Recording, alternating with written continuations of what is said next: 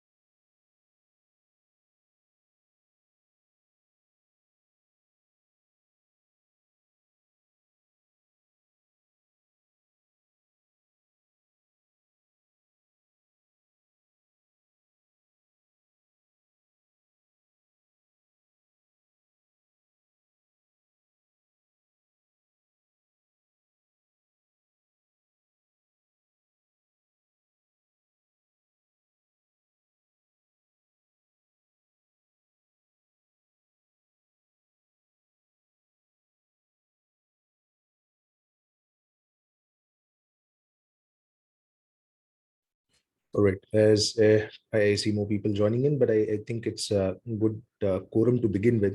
Thank you so much to all the attendees who are here and who will be joining in. This is Justin from Sumo Logic. My pleasure in welcoming you to this SOC workshop that is a collaboration between AWS and Sumo Logic. So a lot of our familiar customers and organizations who leverage the platforms out there. So we welcome you all, and going through the session, we would have experts from both the houses and sides.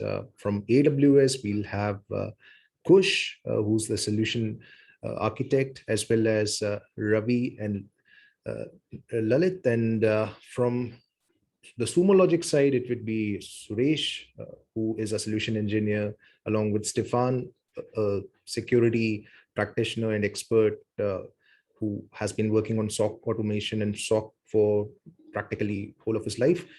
As well as we've got Sham, who is our relationship manager with Sumo for AWS. So you would know who are the folks you could speak with.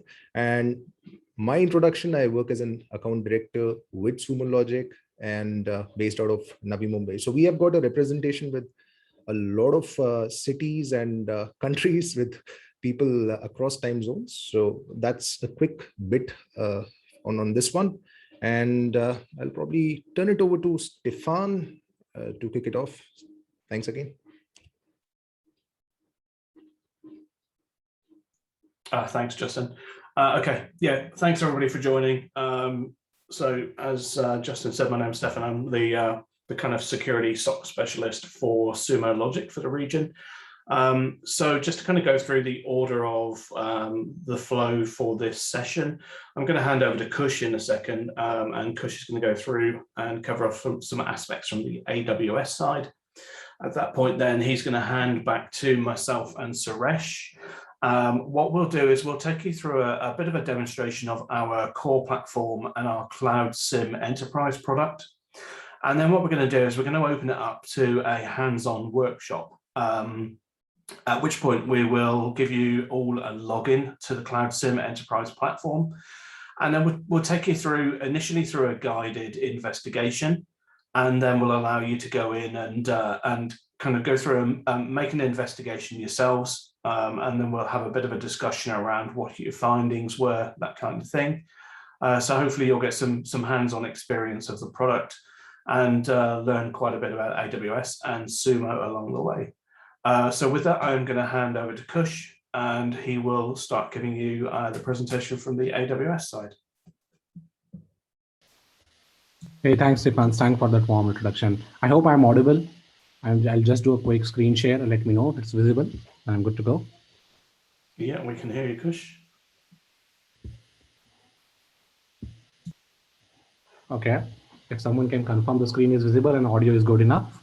Yeah, that's great. Thank you. Okay. So welcome everyone and good afternoon. Hope everyone is safe. My name is Kush Vyas. I work as a solutions architect with AWS India. I'm also part of security team. So I welcome you today with this for this webinar with Sumo Logic, where we talk about building a SOC operations on AWS with Sumo Logic, right? Okay. So I'll make this presentation a short one because I know people are more interested in a demo and hands-on work. But we do have a Q&A panel down there. So if you have any questions, we do have team members from both AWS and Sumo team who would be happy to answer and get you engaged there. So I'll start. So I'll start with the detection maturity story, right? So we have seen many organizations would might have already have purchased a SIM solution, or they might not be in the early phase, right? So there are various phases that we want to talk in. The idea behind this slide is that we want you to know that what phase in detection maturity are you in today. So you can see there are some emojis attached to it, right? So they are giving away the core of it. So let's say you may be having no logging today. That's not good. That's what the emojis is, right? Or you might be using native logging and monitoring. Let's say if you are in AWS, you are just using the native matrices of CloudWatch, of just monitoring CPU and usage. How do you mature towards it? What is the end goal towards it, right? So ideally you want to reach to event correlation, and then if you want to go into advanced mechanisms, you need to go into deception. But how do you do that, right? So the first step to get there is centralized logging, right? So the terminology is thrown very lightly around. So it doesn't mean that you just log everything in a centralized place. Let's say you might have CloudTrail, CloudWatch logs. So CloudTrail and CloudWatch are monitoring logging services in AWS. You might also integrate some applications log. So the idea behind that is that you need to have, or at least a thought process to build a security data lake where you are putting up all your logs. And then the most important part that comes in, that's event correlation, right? So you just do not dump data there. There has to be some kind of schema towards it. You need to have a mechanism or a capacity to query it, right? So natively you might be using Athena or S3, right? But that might not relate to your advanced use cases. And that's where we have Sumo come in, right? They might help you with that. The next idea is that you want to talk about threat hunting. So once you advance to the event correlation phase, I'll give you a basic idea of event correlation, right? So let's say you saw, if you have guard duty or service that is enabled in AWS, you saw a suspicious IP address that is doing crypto or Bitcoin mining in your account, right? So you took an action on top of it and you stopped it. But the whole idea behind the security data lake and event correlation is that you need to check whether that same IP is doing some other activity in your account. Let's say, is that same IP trying to do a brute force, or is the same IP being used to log into your account? So that's where you will get to find out indicators of compromise, or let's say whether your account is safe or not, right? That's a good starting point. And once you advance to event correlation and you are matured in that, you start to go with threat hunting and deception. So threat hunting is an unknown, right? So with event correlation, you are tackling something known. You know that IP address, and then you are tackling it. With threat hunting, you try to tackle something that is unknown. You try to correlate data and predict that, okay, this is something that might be suspicious to me. And threat hunting happens if you have centralized logging or these kind of log lines enabled. When you move further away, the advanced stage is to do in deception. That's the ideal place to be in, where not only you have this maturity in event correlation threat hunting, you go for deception tactics. So you might have heard of terminologies like honeypot, or let's say environment that is created where you bait people to come into your account, and that's completely air gapped environment where you see what is happening, and then you try to let's say correlate and find out that how someone got into your environment. So we have seen many organizations do it. That's deception. So this is a slide that I just want to highlight, that security control is not is equal to security execution, right? So you might have a solution that you have already purchased, or you might have guard duty, inspector, all the AWS services that are available for security. You might have enabled all of them, but that doesn't mean it's equal to security execution. So a simple example is that I gave an example of that IP, right, that was doing crypto mining. It is showing that finding, but it's just there. You need to take action on top of it, right?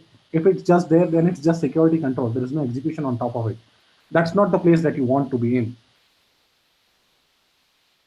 So I'll talk about log collection and log management, right? So in AWS, we have various log lines that are available, right? Whether it is CloudWatch, that can help you monitor your instances or your application. And then you have CloudTrail that logs API activity happening to your account, even login, or let's say, even if someone started an instance. Then we have VPC flow logs, right? So there are other logs available. Let's say you might have application logs. Let's say your application is using Apache, or let's say Nginx. You are putting that logs also. So the idea behind is that you put it into a centralized logging account, right? And as I said initially, that's not the place. You just don't do and then stop. The idea is that you query, or let's say you set up a mechanisms, you have some schema, or it's fetched into some SIM solution, right? That takes incident response action, or it does some tooling on top of it, right? Maybe threat hunting. So you might have different various accounts, and then you centralize it. You have to have some kind of query mechanisms, and then on top of that, you advance over it. Let's say it's your SIM. You develop your own incident response strategy, right? You move ahead. When I'm talking about AWS log signal, so sorry for the slide. Maybe this slide looks too busy, or it might be too overwhelming, but let me try to explain it, right? If you see from left to right, you see there are various raw logs. What do I mean by raw logs? There might be VPC flow logs or CloudTrail logs, right? We have AWS Macy that identifies PII data. Config is your CMDB, right? Configuration Management Database. You have Inspector that does common vulnerability assessment against your instances. You have guard duty, right? That's our threat hunting tool. We have CloudWatch, right? Now we have detective. What happens is that there are too many log lines that are there, right? Ideally, if you have a multi-account structure, let's say you have, it would be easy if you go into a single account and then see it if you have 2 or 3 accounts. But what if if you have, let's say you are an enterprise and you have 50 accounts, that might be difficult, right? So you might be aware we have something called Security Hub, where you centralize all of your log account, all of your findings to a single pane of window. It gives you alerts. Now, that's the maturity that you want to get in. But what if you want to go a step ahead? That's just the same thing, right? Security Hub will give you a notification, or let's say it will give you a single pane of window where everything is there. How do you want to advance it further so that you get into the phase that we talked about, right? Deception and threat hunting, right? So then you can use CloudWatch or you can use Lambda, right? And fetch it into a partner solution like Sumo, right? Where you can create your scripts or you can query regarding whatever logs that you want to verify. And then based on that Lambda function or automation, you can create an incident response plan. Let's say I found out this IP was doing X activity in my account. You go to your tool, you query it and see where else that activity is being happening. And let's say if you found out that an instance was trying to log into that, you can create some scripts to isolate that instance and put it into a forensic account and then do some kind of analysis on top of it. That might be something that can be useful. So the idea is that you might have various log lines that are available in your account, and we don't want you to have alert fatigue, right? Let's say you want to get notified only a single, let's say 3 types of events which you think that are very critical. You can configure those with your SAEM tool that's available.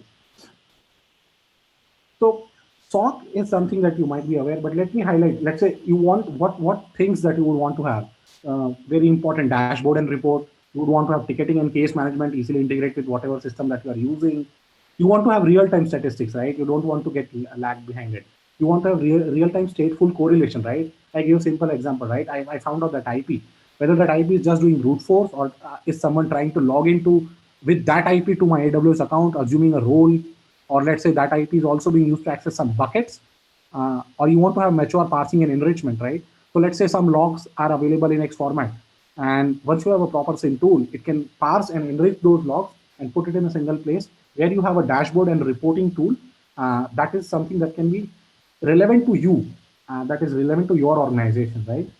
So coming to a very important question that we have seen asked, right? Whether to build or buy, right? Obviously, you can build. You can take it up as an engineering project, right? You hire some resources who are cybersecurity professionals, and you and me both are aware that's are not a big market of having cybersecurity professionals readily available. And let's say you can build on top of that. Another option that we have seen is that you can leverage open source tool and then again build on top of that. But the keyword here is build, because if you use an open source tool or even if you start from scratch, it would not ideally cater to the needs of your organization or dashboards or let's say mechanisms of incident response that you would want. Even if you go, let's say, an open source route, you would have to build something that is reliable to you or that is relevant to you. Or an option, you can buy a partner product like Sumo, right? And then you can leverage their team and AWS team where you can help build an incident response plan that is suitable to you, right? So I'll quickly talk about what is a security event, right? Let's say a simple example of IP analysis, right? Which I talked about where I had an IP address that is not feasible, right? If you have a tool, a SAM tool that is on the right-hand side, right? You can have a various remediation actions can be set up, right? Let's say I want to have instance to be isolated, or on a trigger that let's say someone logged into that instance, someone tried to create an instance, I want to stop that instance. Someone logged into let's say privilege escalation kind of mechanism. You see that someone is naturally not deleting some resources, but suddenly you see activity spike that they are suddenly trying to delete some resources. That's an anomaly, right? So these are various logs that would be available with native AWS services, right? But they might not be into a parsable format or a format that you might understand, or you would have to take some, let's say, action on top of it, right? You can see transport, where you can see security will use centralized window. Then the idea is that you use some ETL tool and dump it to your SIEM tool, right? The idea is that if you have an SIEM tool, you can have a SOAR on top of it. You have compliance management, you have events and alert management dashboard. you get information on an endpoint threat detection, right? Network threat detection, right? It will analyze the VPC flow logs.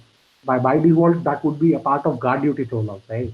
So that's how it percolates towards the target, that's Sumo. And there you will be able to see how it works. And you can customize it to the needs that is specific to your organization and build a playbook. Let's say for you and your business need, a port X needs to be open because that's a critical business need and you are working like that. And someone might see that that's opening. So this way you can customize your ports or your requirements, right? Whatever that might be to suit your business needs, because business needs are top of the chart, right? Okay, so this is again a slide that I don't want you to get overwhelmed or it looks busy, right? So the thing that I'm talking about here is that we are talking about shift left process, right?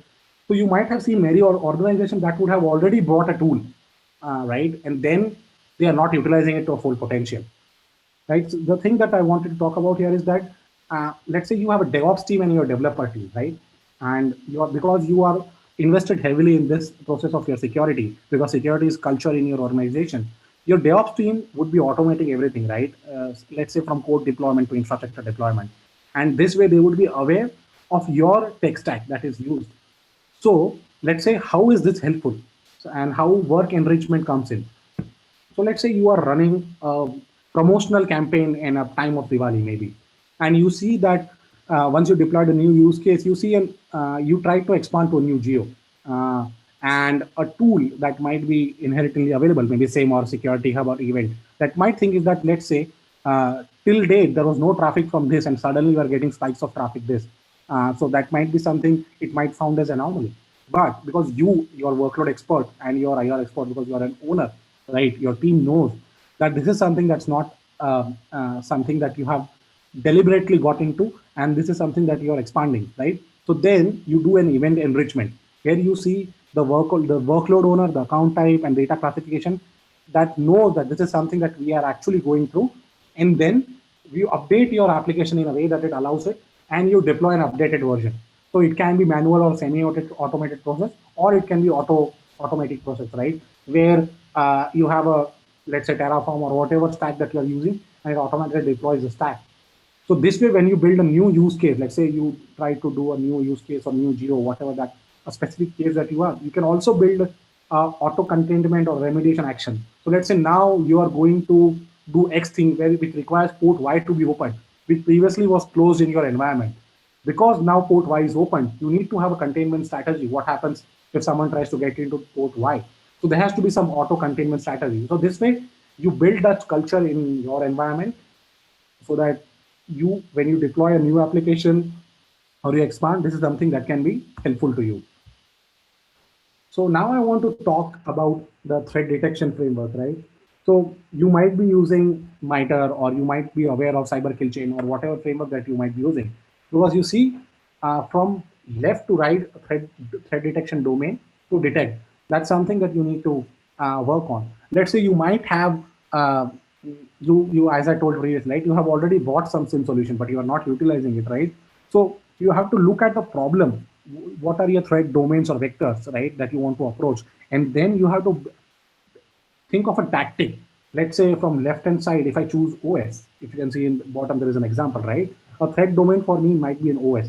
Let's say I'm running a Windows or Linux, whatever OS that I'm running. What is a tactic? Someone gets into that environment and execute a script. It might be a malware, it might be a ransomware, it can be anything. So that's a threat domain, that's your OS.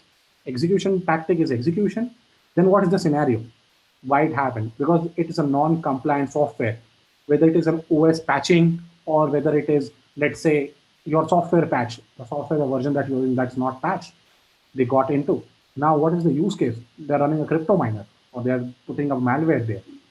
What is the log source? How would you identify it? So there are IP flow logs. In AWS case, it is VPC flow log, right? And what is the platform here? That's AWS.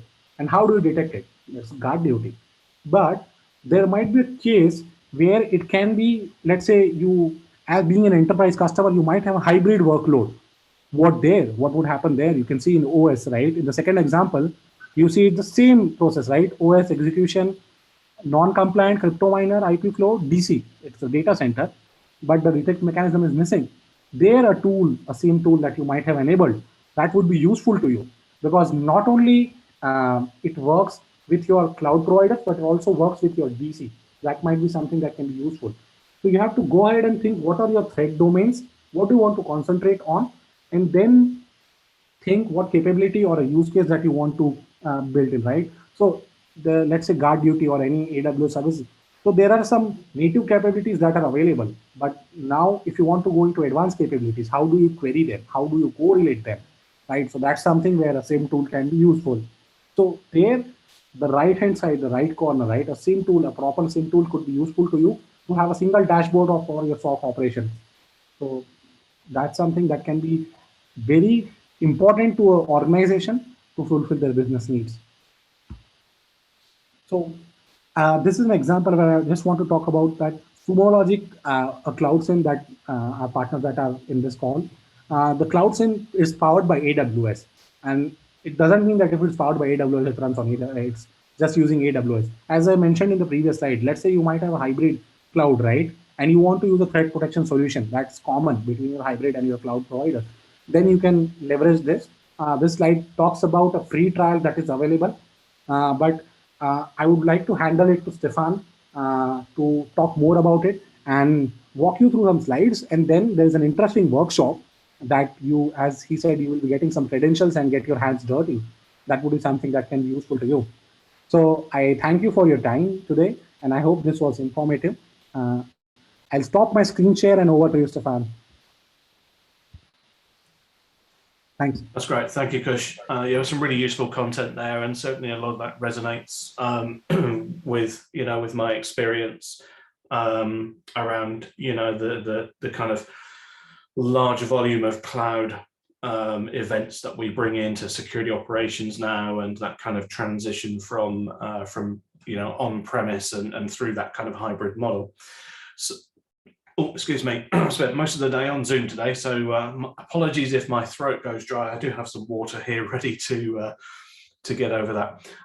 Okay, let me jump in and share my screen with you. We're going to go through another brief presentation, but I promise you it's not going to be a death by PowerPoint. It's literally just a couple of slides, and then we'll spring in and give you a quick live demo across the Sumo Logic platform. And then, as Kush says, what we're going to do is we will jump in, give you guys some credentials, and let you go in and have a play with our Cloud SIM product.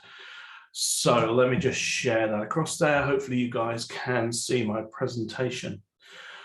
So just as a quick introduction then, yeah, my name's Stefan Tapp. I'm an enterprise solutions engineer for Sumo Logic. I've been in the SIM space in the vendor world, I guess, for probably about 5 or 6 years now. But I've been in security operations for over 20 years. Anything and everything from being an endpoint security specialist to a full-blown SOC analyst, and also been involved with kind of building security operations centers and that kind of thing. So yeah, most of my life has been kind of chasing the bad guys in one way or another. Okay, let me just get a couple of things ready on my desktop here. Just bear with me 2 seconds. Just want to make sure I've got visibility of what I need to do.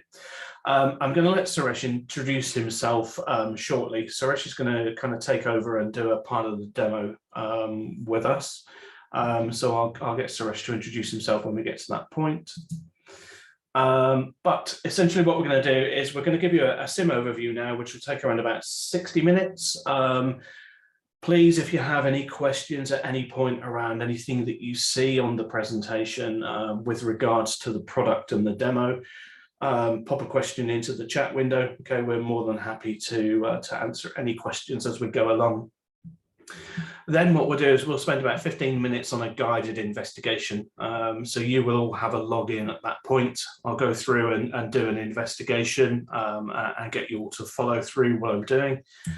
And then I'm going to let you loose. I'm going to give you an investigation name, and I'm going to let you guys go in and actually do that investigation on your own. And then after about 10 minutes or so, we're going to kind of gather our thoughts on what you thought the the investigation was, what was the outcome, and what would your next steps be, that kind of thing. Okay. So security operations, it's changing rapidly. We're here today, of course, with AWS, one of our partners, and our own platform itself is hosted with AWS. Having said that, there's a huge transformation to cloud at the moment. Cloud migration is the actual spending involved is 6 times the pace of normal IT spending. And that's certainly been accelerated, pretty rapidly over the last couple of years with the onset of the current crisis that we have with COVID. According to Gartner, worldwide spending on public cloud services is still forecast to grow by another 23 or so %. And somewhere, that's going to come to like $330 odd billion.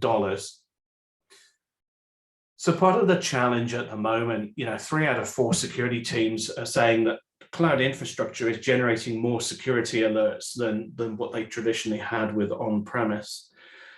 And of course, as you migrate across to cloud as well, you typically have that point where, I'm logging all of my traditional on-premise events into the SIEM solution or being viewed by my security operations team. And then I have all of this new cloud platform and all the related cloud technology logs coming in. So that sheer volume of events coming through is just absolutely immense. It's incredibly hard to keep up with the pace, and let alone have visibility across all of those log sources. Typically legacy security tools as well, some of the earlier SIEM platforms and even some of the current generation that are around, they're not really built for cloud transformation. So we end up having, visibility gaps. They're still biased towards on-premise, for example.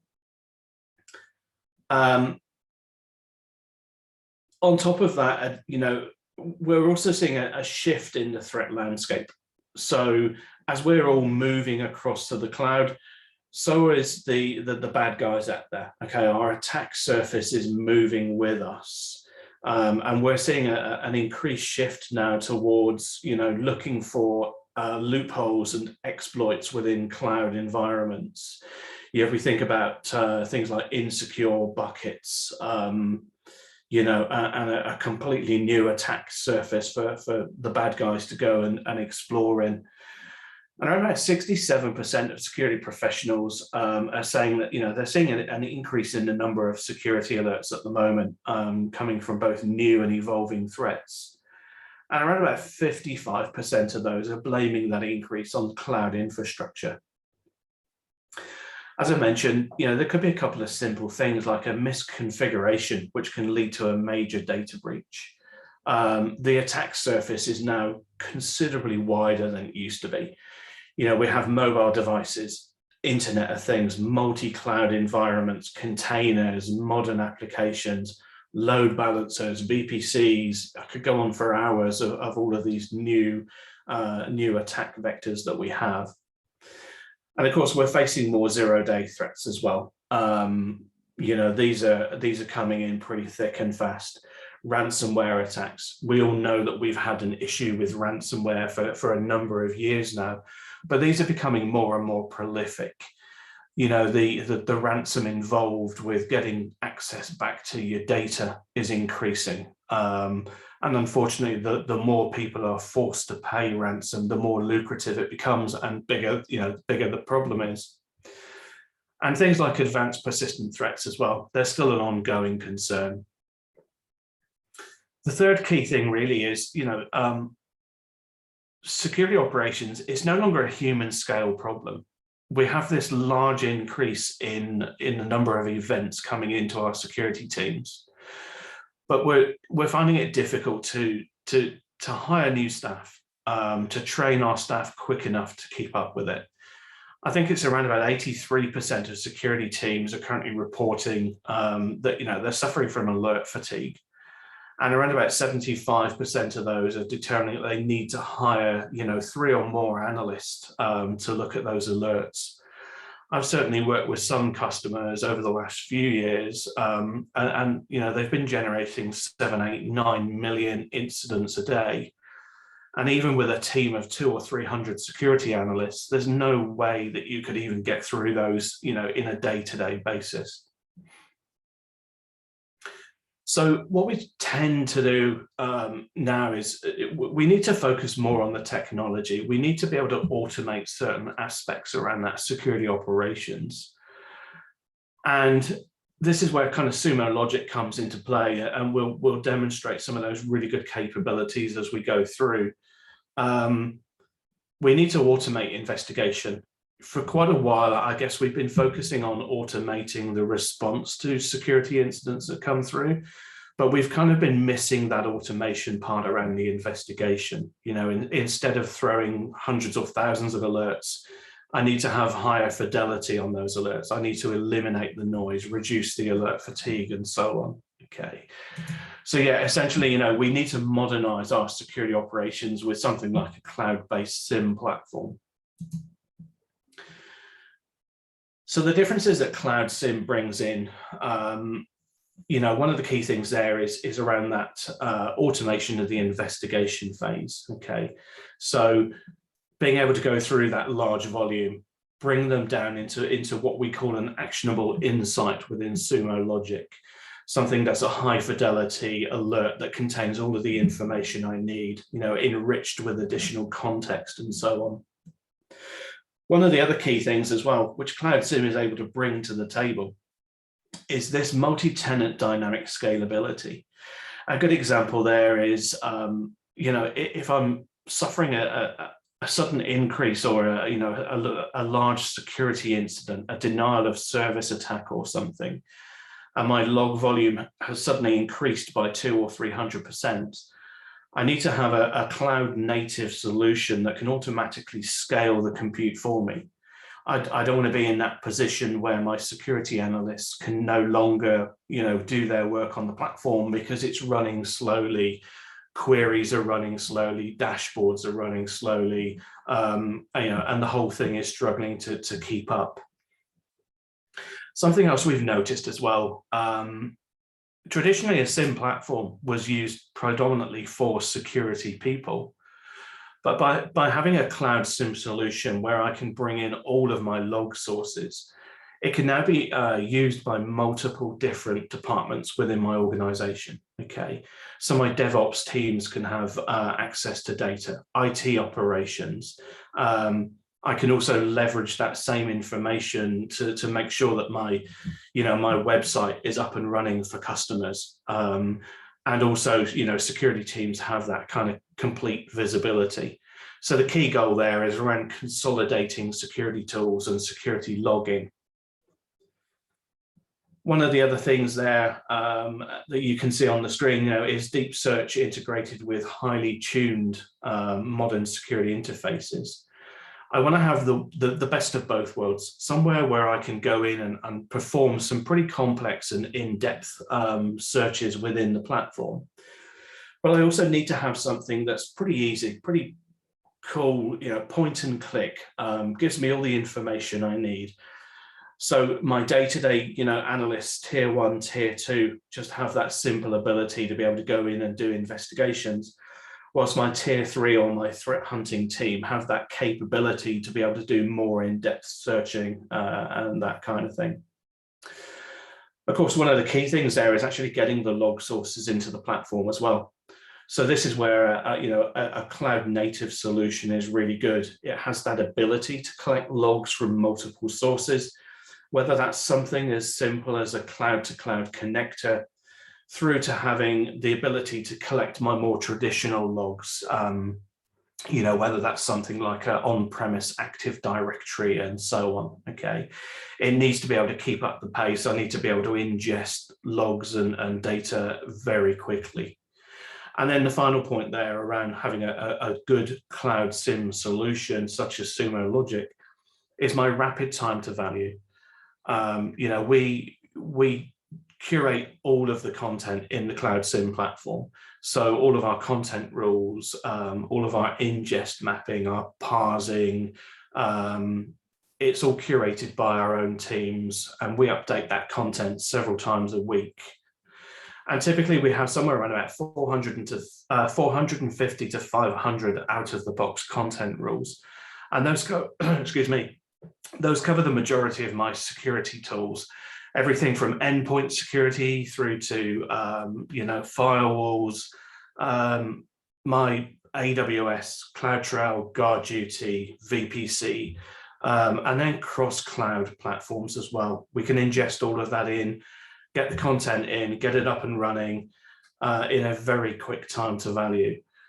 As a good example there, I had a customer I worked with recently where I think within 2 days of standing the platform up and bringing the log sources in, we were able to detect some pretty malicious activity that was going on against one of their child organizations in the USA. So for that particular customer, they didn't have that visibility, and then literally within a couple of days, they were able to identify this particular attack. Recently as well, Sumo Logic was recognized as a visionary in the Gartner Magic Quadrant for this year. So that's a new entry for us, something we're pretty proud of. As you can see here, the Gartner Magic Quadrant it's been dominated by a core set of vendors, and for us at Sumo Logic to come in at such a relatively high place with our cloud SIM capability, I think is a good example of of how we're keeping up with the top vendors out there, if not excelling in certain areas. And certainly some of the aspects I'm going to talk you through on the cloud SIM product, they are platform and class leading capabilities. So we're going to essentially go through 2 of our platforms here. We have 4 key areas that you can see on this slide. Everything from kind of basic audit and compliance, right the way through to cloud security monitoring and analytics, which Suresh is going to jump in and talk about in a second. Then I'll take you through the cloud SIM product. And then finally there as well for that automation of the, the triage and the completion stage, we have this cloud SOC capability. So we have a complete end-to-end product set now across security operations. Okay. So with that, I'm going to hand you over to Suresh. Let me just stop sharing my screen a second. Okay, Suresh, over to you. Thank you, Stefan. Hi, everyone. Good afternoon. My name is Suresh. I lead the solution engineering for Sumo Logic in the India region. Been in the industry for 20 years, and I have applied various roles within this 20 years of career spanning across people management, project management, IT operations management, and finally into solution selling, solution architecting, etc. Today, I'm going to walk you through the Sumo Logic core platform. What I'm sharing you in the screen is the core platform. Once you log in, you will be seeing a screen very similar to this. And I would like to start with this collection diagram. Can one of you confirm that you are able to see my screen? Yeah, we can see it. Thank you, Stefan. So to start with, we predominantly bring data into the Sumo Logic platform using 2 methods, the installed collectors and hosted collectors. This is a centralized data collection architecture diagram. At the center, you can see the Sumo Logic SaaS platform. We are a true multi-tenant next generation machine data analytics platform. We bring data in the form of installed collectors and hosted collectors. Installed collector is typically used on-prem sort of environments.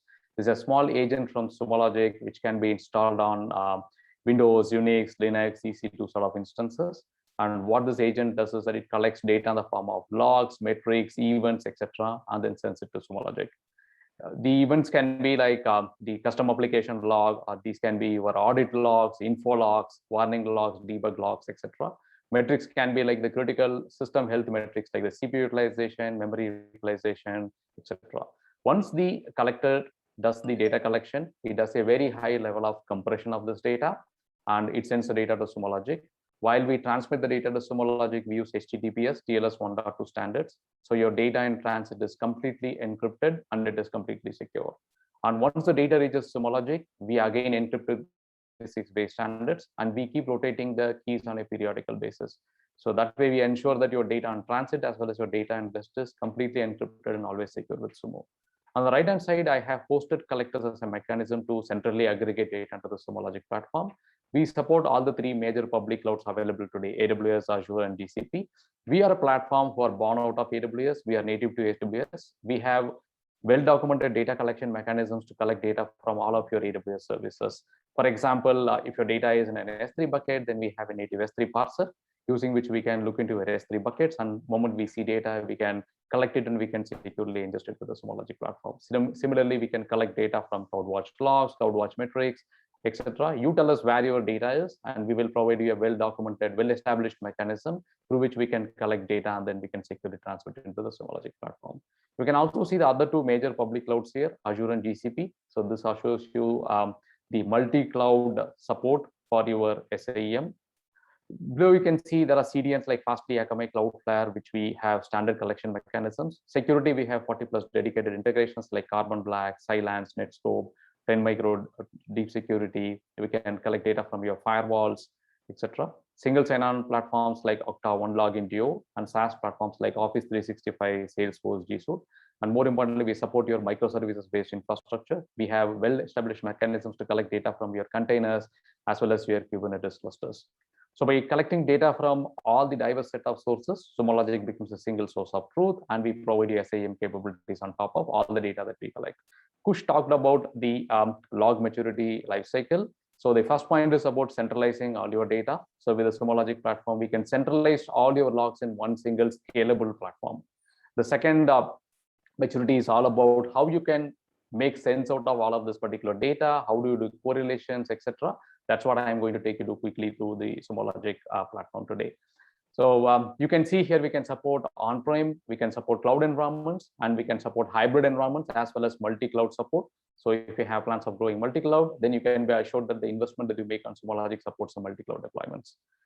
Now that we have seen the centralized data collection, I'm coming to the main platform here. This is the Sumo Logic console. I'm going to manage data collection, and here you can see various different collectors along with the various different sources which are sending data into the centralized platform. And here you can see the installed collectors, hosted collectors, etc.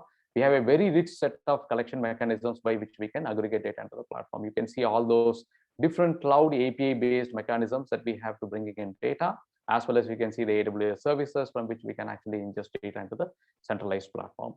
Once we bring in data into the centralized platform, the next question is how do we make meaningful information out of it? So that's where we have a centralized app catalog. You can see there are around 200+ applications here. These are the applications which are built by Sumo Logic, supported by Sumo Logic, and these are completely free applications. The application is something like a template which contains a predefined collection of dashboards, queries, alerts, etc. Once you bring in your data, you can deploy this application on top of your data, and you can see all those dashboards coming up live with your data on it. Say, for example, let us look at the VPC flow logs over here. This is a ready-to-use application. Once you bring in the VPC flow logs into Sumo Logic platform, you can deploy this application on top of that. And that is as simple as I click add to library, and then all I need to mention is where are my VPC flow logs. And I click add to library, and then this particular application will be added to your personal folder. And you can see all these dashboards here. They populate with your data on it. I'm just showing you preview dashboards here, and you can see these are the type of dashboards that you will get, which contains a lot of information with respect to your VPC flow logs. Most of the common information that you are looking at, 90 to 95% of common use cases is covered as part of the dashboards. We also have mechanisms by which we can help you to correlate data across different sources. What I'm going to show you now is a correlation query here. We provide you a very powerful query engine. You can actually write queries. You can build your own correlations, etc., using the platform that we provide. The correlation queries can be as simple as just comparing two sources, or it can also be a complex query where you can look at multiple sources. What I'm showing you here is one of the queries where we are looking at multiple different sources. I'm looking at my authentication failures here. If there are any auth failures, this is condition number 1. I also have a condition number 2 where I'm looking at if any malicious traffic or trojans are actually detected as part of my traffic. And finally, I want to take a validation by comparing this data with a CrowdStrike data source. So these are the three conditions which are actually mentioned here. And then I can see that the query is actually showing me that there is a network Trojan which has been detected. So you can write queries like this, or we also have a lot of correlation queries using which you can detect multiple different conditions. Now that I have detected it, I can actually create my alerts. I can click Save As, and then I can schedule the search to run on regular frequencies. I can run it on every 15 minutes, real time, every hour, etc. For this demo, I'm choosing for every 15 minutes. And I can say, whenever I see that there are results which are actually greater than 0, then I can tell the system that please send me an alert because I see something has been detected. So the alerts can be through email. All the email recipients will receive an alert. We also have a native ServiceNow connection. We can automatically create an event in the ServiceNow. So your security teams can take it through their various lifecycle, L1, L2, L3 supports, or the security team supports. They can investigate and close it. And we also have a script action where you can automate stuff, etc. And we also have webhook support through which we can create an alert. Slack, PagerDuty are common examples where we can actually create an alert. So let me show you how we can do a quick investigation using the core platform itself. So what I'm going to show you here is a Slack channel. This is a security operations high priority channel. And here you can see the alert that we saw in the previous screen. It is actually generating an alert because it has detected a malicious traffic. And you can see all the three conditions which are associated here. And I can also see that there is a public IP address which is ending with 187.202 is actually talking to my internal IP address. I'm just making a mental map of it. From here, I can do a couple of things. I would like to do a deeper investigation using the core platform. So all I need to do is that I just need to click this security operations dashboard, and I have the security operations dashboard opening up over here. And you can see the investigation response console here. And the investigation response console shows major events like any CPU, network activities which are happening on public facing elements. I also see a nice anomaly detection capability here.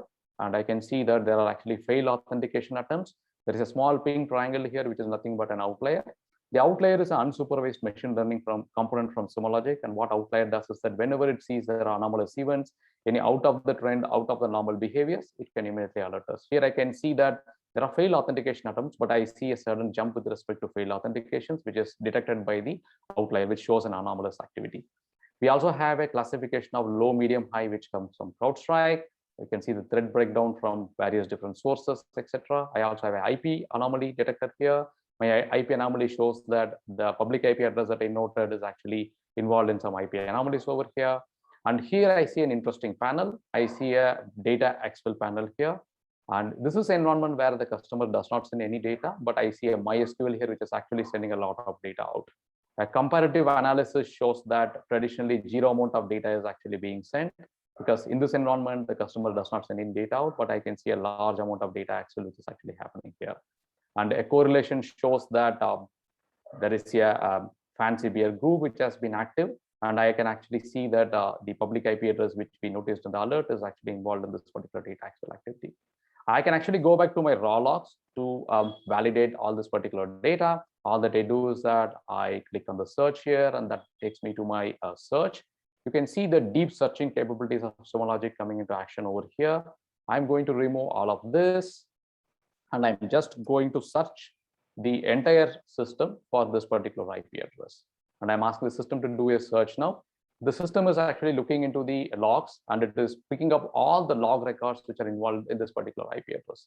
I can see the couple of results over here. I can go through all these logs one by one to make sense of it, but I can also have a quicker mechanism by which I can aggregate all this data and look at a summary, which is a log reduce functionality.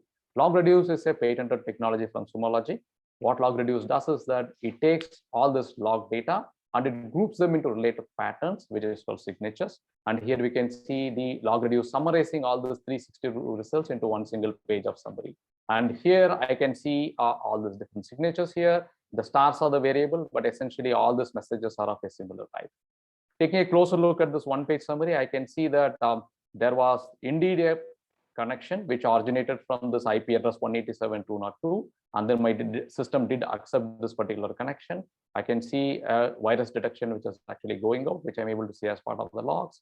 And I can also see that there is a MySQL, which is actually showing the data expel which is actually happening. So I can take out the individual logs and then I give it back to my teams for further investigation under action. So this is a quick investigation using the Sumo Logic core platform. We have very advanced capability as part of the Cloud SIM Enterprise module, which Stefan is going to take you through, as well as we have a workshop for that. The Cloud SIM Enterprise module is an add-on to the core platform, what you have seen in action now. The Cloud SIM Enterprise platform comes up with auto correlation capabilities. It has multiple different functionalities which are built in, which can give you advantages like threat hunting, etc. So this is the core platform in action. Let us now go back and then look at the Cloud SIM Enterprise, which is the topic of our workshop today. Over to you, Stefan. Great, thanks, Suresh. That was really good. And it always amazes me as well when we do a search for something as simple as an IP address across, all of the ingested log sources, just how quickly that's able to return those results. It's certainly pretty impressive. That's okay, awesome. let me find the right screen to share with you. Here we go. I'm going to take us straight into the Cloud SIM Enterprise itself. Okay, and what I'm going to do is I'm going to talk you through the product here. I'm going to kind of step through a couple of investigations here as a SOC analyst, kind of calling out some of the differences between Cloud SIM and some of the traditional platforms I've worked on, certainly based around the investigation time and that kind of thing. Okay, so yeah, as Suresh said, Cloud SIM Enterprise is it's kind of an overlay product to our core platform. Essentially what happens is log sources are brought into the Sumo Logic core platform, and then any specific security focused ones, we then forward across for extra processing in Cloud SIM Enterprise. So you might remember a little bit earlier on when we were talking through the slides, I said about that capability, to bring log sources in and have them used by multiple teams. So I can bring in, logs related to DevOps, IT ops, and so on. But Cloud SIM itself is focused, predominantly on the security operations side of those logs. So like I said, they come into the core platform. Anything that I want to forward across for additional processing, it's a very simple, straight process for us. We just enable a SIM forwarding tick box, or just type in a small string, and then that starts forwarding logs across into our core platform. So let me run through this heads up display and give you a couple of bits of information here then on what you're looking at. I guess the first thing you guys are going to notice is how different it looks compared to any other SIM platform that you may have worked with in the past. The main aim around that is the UI for this product was originally designed by a game designer. And the main idea here really was to make it as easy to work with as possible, but to still give you that insight information that you need around your day-to-day job as a SOC analyst. Okay, I'm going to start up here in this top left-hand corner where you can see these numbers here for records, signals, and insights. So 7 million records, those are the events I'm having forwarded in from our Sumo core platform. We call it a record because it's an enhanced event. Okay, when I send an event over, let's say I send an event that's come from a firewall, and within that firewall event I've got something like a source IP, I've got an external IP, I might have a URL if it's coming from a next-gen firewall. What happens is when that's ingested into the Cloud SIM platform, okay, we do some additional context and lookup against that raw event. So if it contains an external IP address, we'll populate the event with ASN information. If the IP address is also matching something like one of our threat intelligence feeds, then we'll enrich that event with that threat intel information. Similar thing with a URL. Okay, we do a URL lookup and we'll enrich the event with some additional information. And I'll call some of those bits out as we take a deeper dive. So then we have these records, 7 million of them here in the last 24 hours. Okay, if I want to change my view here to different times, I just select a different time zone, a different time frame from this drop-down box. Okay, but we'll kind of stay with 24 hours here for a second. So my 7 million records get processed then across our rules engine. And if you'll remember, I said we have somewhere between kind of 450 and 500 plus out of the box security content rules.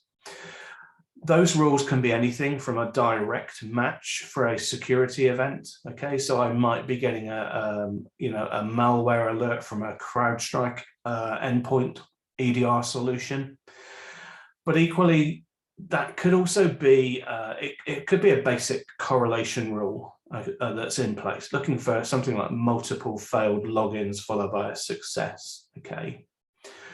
So that 400 to 500 rules, they cover a pretty broad set of products, of different scenarios and so on. However, in a more traditional SIEM platform, as a SOC analyst, that's typically where I would spend my day, okay, looking at 534,000 signals. And I'd have to kind of go in and look at these. I'd have to prioritize which ones are important, and then start to manually piece together what's happened. Within Cloud SIEM Enterprise, we have this really cool feature called an insight clustering capability. And it's an additional processing engine that then sits and looks at all of these signals that are being generated. Essentially what it does is it takes some key pieces of information from each signal and then starts to build a picture of what's happening around a specific entity. Now, an entity could be a user, could be an IP address, could be a host name. And every time we have an entity appears in multiple signals, we start to track those signals and kind of bring them together. On top of that, what we also do is every signal that is generated has some level of a severity score. So we also keep track of that severity score as well. When that severity score reaches around about 13 points plus, then all of those signals relevant to that particular entity get clustered together and presented as an insight, okay? On top of that, we also have a look back capability. So we actually keep an open window of what we're tracking for around about 14 days out of the box. We have the ability to go back longer if I need to, but 14 days is a pretty good kind of window to keep tracking of things. Why would I want to look back over 14 days? A good example there would be if I was to send a phishing email into a user and get them to click on a link and then go to a fake Office 365 website. I could get them to type in their credentials, and then I have access to that user's account, okay? So what I might do is I might log in as that user. I might spend a few days just monitoring the mailbox for that user, find out what's their job title, who do they collaborate with, what do they have access to inside of my environment. And then maybe after a few more days, I might use those credentials then to start having a bit more of a poke around in the environment, look at some file shares I've got access to, that kind of thing. So by having that 14-day window and the ability to extend it further allows me to track things like low and slow attacks, which is a really useful feature, and not many SIEM platforms allow me to do that. Some other information here on this main heads-up display. So in the center of the screen here, this is kind of our radar view. That replicates the information that I'm seeing in the top left here. So this outer ring are my records, the inner ring here are my signals, and then finally my insights that have been generated. These are the little colored triangles that you can see on the screen here, okay? The color of the triangle denotes what status the insight is. So red is a new insight, amber is in progress. If I've assigned it to a dedicated team, it'll be white. And if I've recently closed it and the screen hasn't refreshed or it hasn't disappeared off, then I would see that as a green triangle. We also track metrics around what we're detecting as well. So we've got a quick snapshot over here on this left-hand side. I'm detecting, my mean time to detect. So how long is it taking between the first signal being generated and then the last signal that's created this particular insight? My mean time to respond, that's how long on average it's taking me from the point when an insight is generated to the point when I've actually clicked on it and set it to in progress. And then finally, my mean time to remediate, that's my time from setting it to in progress to actually closing that particular insight off. Okay, so there's some really useful SOC metrics that we track there, and we do pass that back into the core platform for some more comprehensive dashboard capabilities there as well. Over here on the right hand side, this is a snapshot view of my latest insight that's been generated. You'll notice here, if you're familiar with the MITRE attack framework, then all of our insights are named according to the attack stage that was detected as part of the signal. So the signals that are underlying for this insight were tagged with exfiltration, one was unknown, and then I've got a credential access as well. Okay, so that's what we use to create the name. The number here is purely sequential. So the next one to be generated would be 3326. Okay. Also here, I've got a quick snapshot of what my my entity is. In this case here, it's an AWS entity.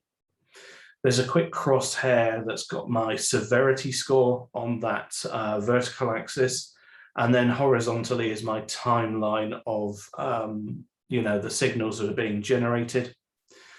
How many signals are part of this insight? What's the overall severity level?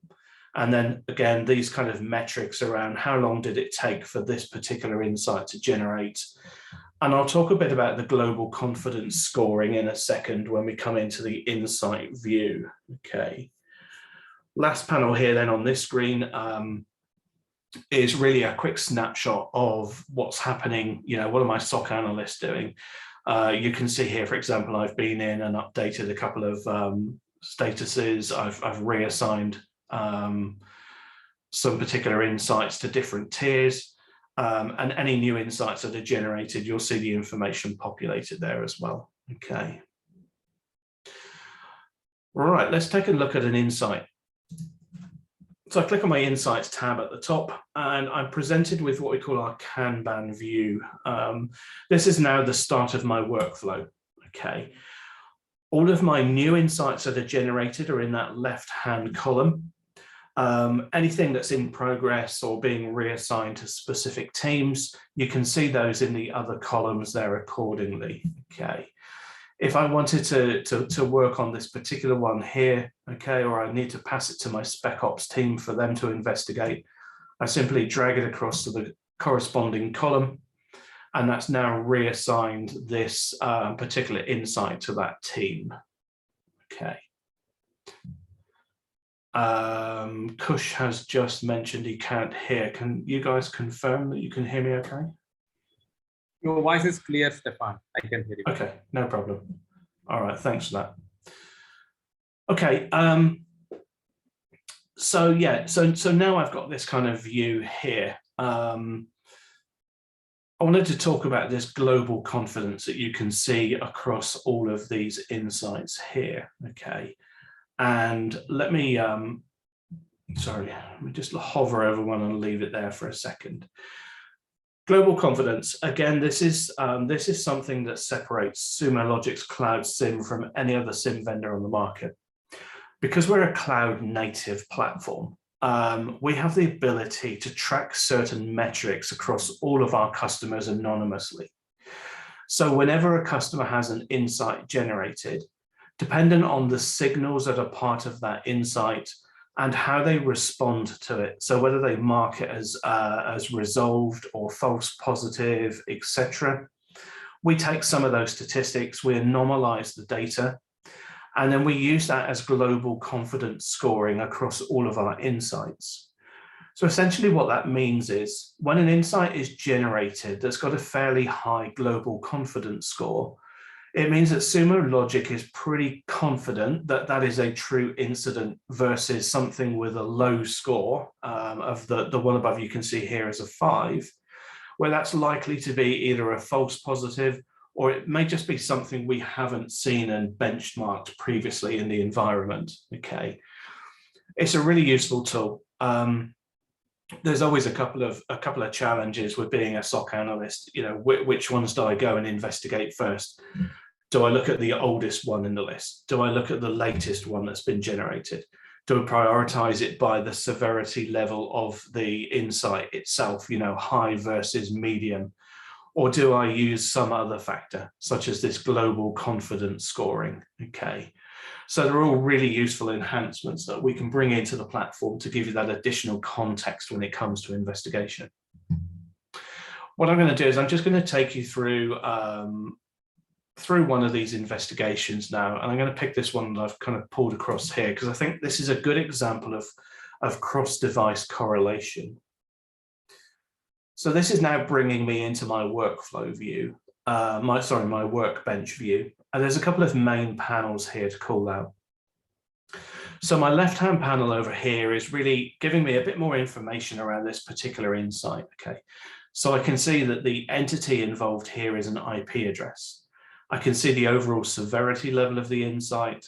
I can see some additional information around when it was created. You know, how long did it take to generate? 10 minutes, for example. And here I can see those MITRE attack framework tags being pulled across into that information. Okay.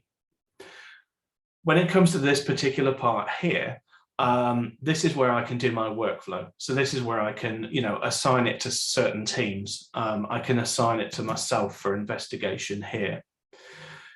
When I'm done investigating, I'll come back to this panel and then perform some additional actions. Okay. Before we do that, let's jump over here actually and look at what this particular insight is. And I'll show you how quickly I can go through and triage this particular incident. So again, I've got this timeline of activity at the top. I can go and click on any of these particular signals up here if I wish to do so. But for me, what I find it just nice and easy to do is just simply scroll down through looking at the first signal that was generated.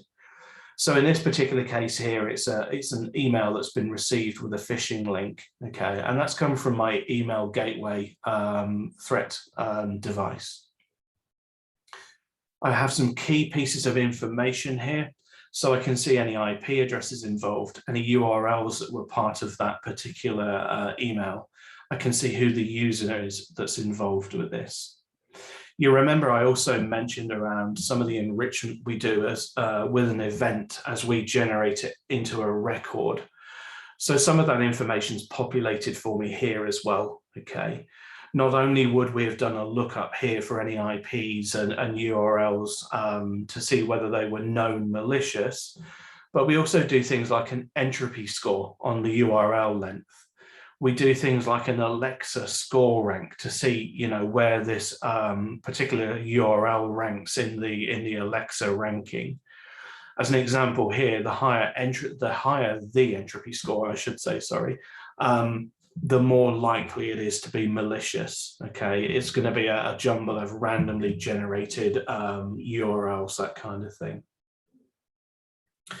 So now as I'm starting to scroll down, I'm building this picture, right, of what's happened. Initially, I've got an email that's come through with a phishing link. The next alert here is coming off of my checkpoint firewall saying that a malicious file has been allowed through. And again, I can see some key pieces of information. You know, here are the IP addresses associated with it. I can see which device it was. Here's the file name, for example, that's part of this. If I want to get a bit more information now about this particular one, I can actually drill down a little bit deeper on this event itself. So now I'm looking at the actual checkpoint event in its entirety. So again, you can see that kind of key information that we had at that higher level. But additionally, now as I'm coming down through, I'm seeing additional information here. I can see where this external IP is. As I come down through, I can see other extracted fields that come from this particular event. And some of these you'll be familiar with, you know, as you would normally get with a SIM platform, being able to pull out port names, different types of protocols, that kind of information. Okay. Coming back to my investigation. So again, as I'm working my way down through here, my third signal that's generated here is a thread intel match. And this is matched against the file that's been downloaded. So here I can see the file MD5 hash that's been extracted. Okay, I can see the threat intelligence match list that this is actually part of. And again, at this point here, if I want to do some further analysis, if I want to look to see how malicious this file hash is, I have a couple of options. So if I click into the event itself, you'll notice in this particular view here, okay, up here on this right-hand side, I have something called enrichments. If I click on that value, you can see that I've actually gone out to some external sources here to do some additional lookup for some of the content of this particular file. So I've gone out to recorded future. I have an integration with recorded future, for example. That's come back and given me some information around the file hash. If I also have an API key for something like VirusTotal, it's going to reach out to VirusTotal. It's going to grab the information around this particular file hash, and then it's going to come back and give me that information as well. Okay. It's going to tell me what's associated with this particular file. If this was a URL, for example, you know, with a file attachment on the end of the URL, then as per normal VirusTotal, I'd expect to get the engine count, you know, detected in 26 of 50 engines and so on. Okay. Here, for example, I think you can see it's detected on 10 out of 61 engines for this particular file hash. So these are all kind of really useful things that are built into the product. I don't have to copy that file hash, launch a window, go to VirusTotal, paste the file hash in. The whole purpose of this is to make my workflow as condensed into one place, as easy to perform and as quick to perform as I possibly can. Okay. Coming back out again, as part of my investigation here, I'm scrolling down now to my last signal, and I can see that I've got a CrowdStrike detonation summary event that's come off of my EDR solution. And now it's saying, you know, I've detected this this particular file that's been executed on the endpoint. So again, if I scroll up to the top, okay, now, you know, thinking this through as a SOC analyst, I've got a user received an email with a phishing link. Okay, they've clicked on the link, they've downloaded the file, and the file is now being detected on the endpoint. Literally, it's taken me a couple of minutes to come to that conclusion. Now, in my time as a SOC analyst, looking for things like phishing emails and whatever was probably something that took up far too much of my time. And normally I might have got you know, something like an endpoint alert here to say that malware was detected. But then I'd have to go in and start to manually correlate backwards. Where did the file come from? I'd have to go and do a search against my my firewall or my web gateway. And then I'd be looking for consistencies. You know, who is the user involved? Is it consistent throughout? What about the IP address? And it could typically take me up to 2 hours to perform that investigation. Okay, but here, literally 2 minutes, I've determined that, you know, I've got an endpoint here that's potentially infected with malware. And now I can make the call on what I need to do next. So I could do something as simple as reassign this to another team to action. Maybe it needs to go to the desktop support team for them to re-image the laptop or the desktop. I might need to reassign it to the Active Directory server team to force a password reset for a user. If I've got a third-party SOAR integration, or I'm using Sumo Logic's cloud SOAR product, then I could automate that for me. Okay, I could just simply come up here, I can go to actions, and you know, this is a selection of the different outputs I have.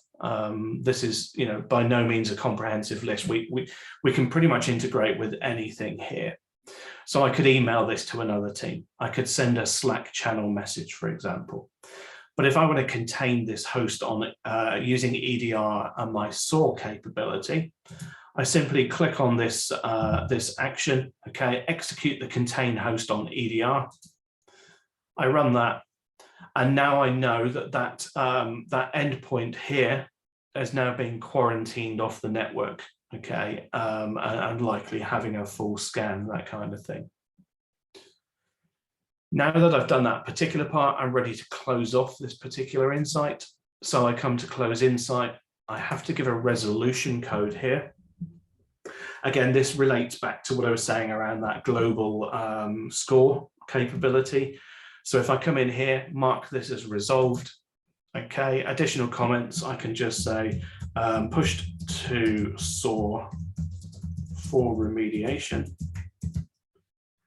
and close the insight. Okay, so my entire investigation and workflow to remediate this has taken me no more than maybe 5 minutes max. Okay, you guys kind of think about how long that would take you using any tools that you have at the moment. You know, you can see how kind of powerful and useful Cloud SIM can be for that complete end-to-end capability. I'm going to take you back as well, just go quickly through one more insight. I'm going to pick this one up here. So this one has a global confidence score of 75. Okay, so we're fairly sure that this is malicious activity. And again, just thinking purely now as a SOC analyst, I'm starting to scroll through these events to build my picture.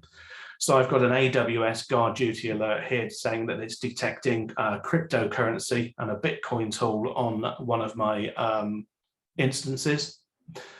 As I scroll down through here, now I'm seeing a threat intel match from Carbon Black, okay, saying that the file hash involved is a known crypto miner file hash.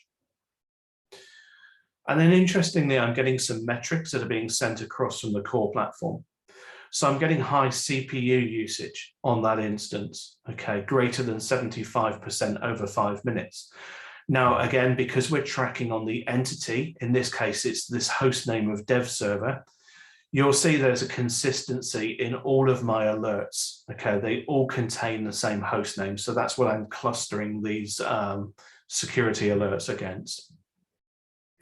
And then finally down here, I've also got a Carbon Black EDR alert saying there's no malware being detected. Okay, so I've got CoinMiner running on one of my instances. Now, you know, this could be, it could be the fact that somebody's got access to my system externally. It could be somebody internal in my organization has thought, hey, I can just spin up this crypto mining software on an instance, you know, I'm not going to do any harm.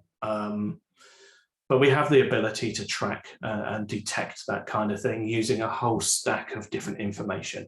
You know, everything from an endpoint EDR solution to a metric coming through from the core platform, you know, through to an AWS guard duty alert.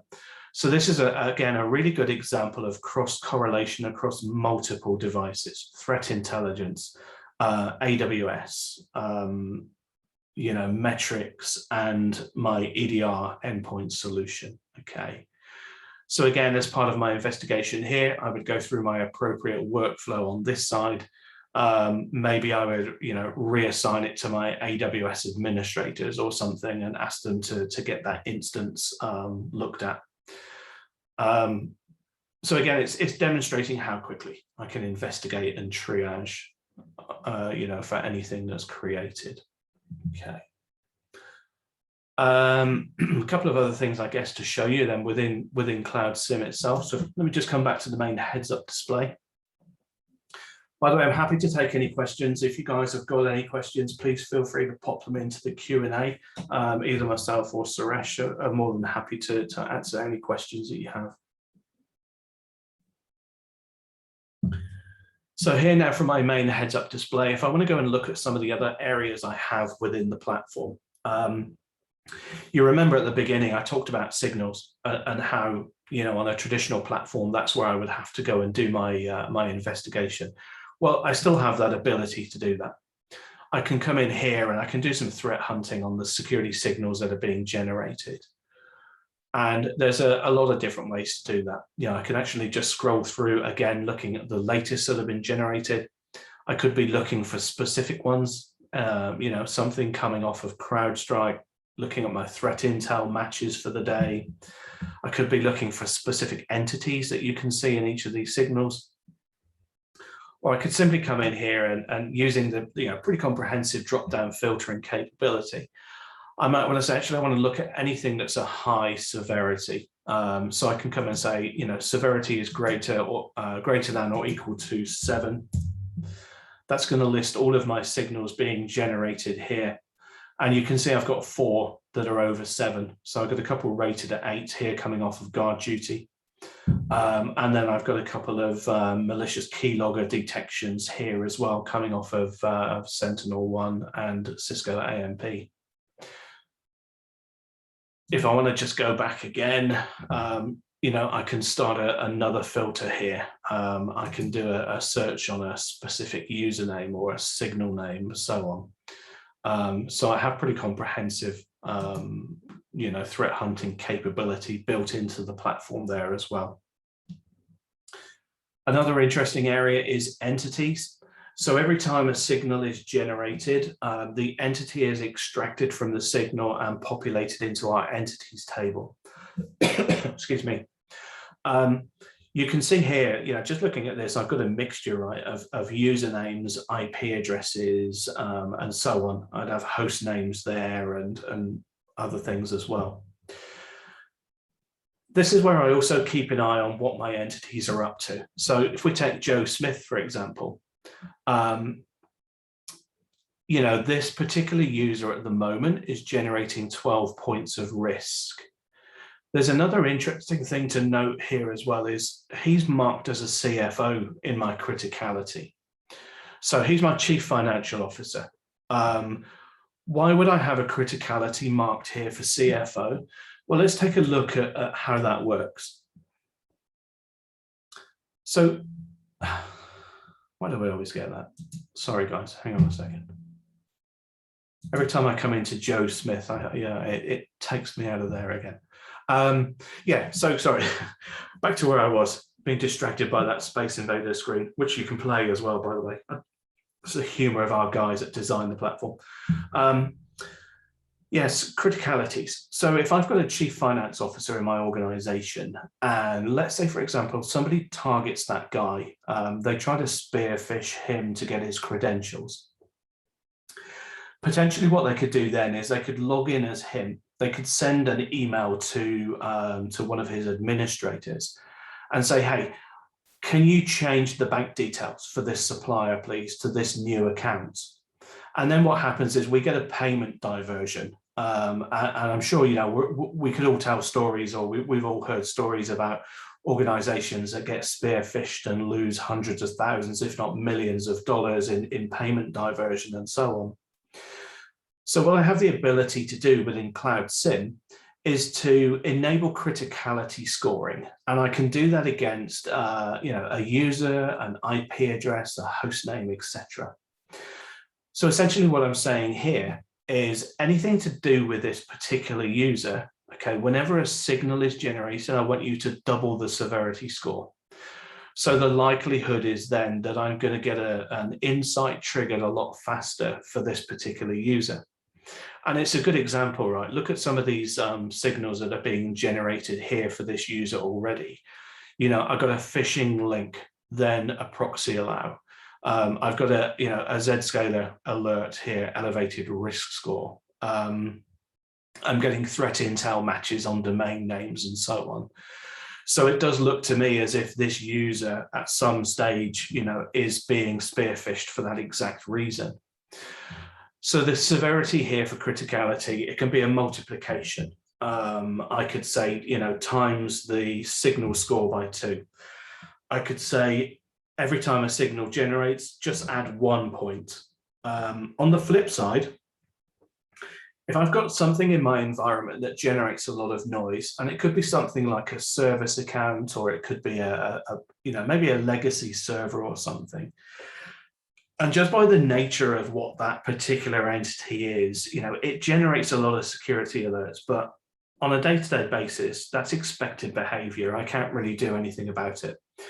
I don't want to remove the entity because I don't want to introduce a false negative where I'm not going to detect anything bad happening against it. So there I have the ability to actually divide or reduce the signal scoring for that particular entity. Okay, so I could say divide any signal score by 50%. So if it generates 20 points of risk, just reduce that down to 10. So that's a couple of examples we have around criticality. Okay, it's nice and easy to go through and manage within the platform. So when I come into any user here, if I come to this this second user, I can assign criticality from anything that I've already done, whether he's an executive, an administrator, or so on. Okay, oops, there we go again. So I can go in and assign that. You'll also notice here, and excuse the fact there's two panels, there should only be one there. This is an Active Directory user, and because we have Active Directory enrichment, it's pulling this information for the user as well. So when I come in here, I can see the Active Directory information for this particular user. I can see any current security alerts that are being tracked for this user. And then also as I scroll down, I can see any history as well. So previous activity for this user as well. Okay. One more thing to show you here in entities before I take you to a slightly different view. If I come and do a filter here and I say the type is IP, and let me find an external IP address. There we go, that one will do. For any external IPs, we populate the ASN information in here as well. Okay, so again, on my day-to-day tasks of being a SOC analyst, if I'm coming in and doing some threat hunting around entities or something, I get that quick snapshot of where does this IP live, which country is it in. It helps me in that mind process of understanding how malicious something might be. If I see a lot of IPs in Russia or somewhere, I'd start to become a little bit more concerned around the activity that they were generating. One other area, so for every insight and signal that we generate as well, where there's a username involved, excuse me, I don't know whether these are AD users. Let me just try and find that particular user. No, I can pick one up random. If this was an Active Directory user, okay, when I hover over this information, I would get that Active Directory panel pop up for me as well. Okay, actually, I might be able to do it from here. Let me just come back to here, and where's this guy?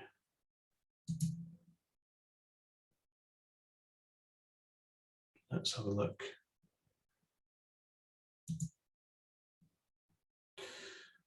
Yeah, there we go. Okay, so you can see the Active Directory pop up there, which gives me some pretty useful information. So I can get the given name, the normalized username, which department the user is in, who their manager might be. That's all kind of different information that we can get populated in there as well. Whilst I'm also in these views here, I can do additional context information. So if I wanted to take a deeper look at what this IP address was, you'll notice these little dots by the side. If I click on there, that will bring up a context menu for me. And from this context menu, I can do something like jump out to an external website to do a lookup against this IP. So if I wanted to see if there were any alien vault OTX indicators for this IP address, I could just click there. It'll open it up in a new tab for me, okay, and then populate any information relating to that particular IP address. Thankfully, nothing seen in this one. And I can do that same thing on pretty much anything. Okay, so if I've got a URL, if I've got a file hash and so on, I can do that same information there as well. Okay. If I wanted to do a raw search back in the core Sumo Logic platform, then I can come down here and I can just do a Sumo Logic search for that IP in the core platform. Okay, similar to what Suresh showed you earlier on. Okay, so these again, they're all designed to make my life as quick and easy as possible to do as a SOC analyst. As much of this kind of investigational workflow I keep into one place, the more time it saves me in investigating. I'm not having to continually jump out to different, different screens, different platforms to perform my investigation. Okay. I'll loosely touch on some of the content. We talked around rules and how we have somewhere between 450 and 500 out of the box. These are updated by Sumo several times a day. Okay, and like I said, they cover everything from Active Directory to firewall alerts, AWS, GCP, Azure, Microsoft, pretty much everything. You can also go in and create your own custom content as well if you need to, and it's pretty straightforward to do. I'll just show you an existing rule. It's easier to kind of get an idea of how our rule expression is laid out.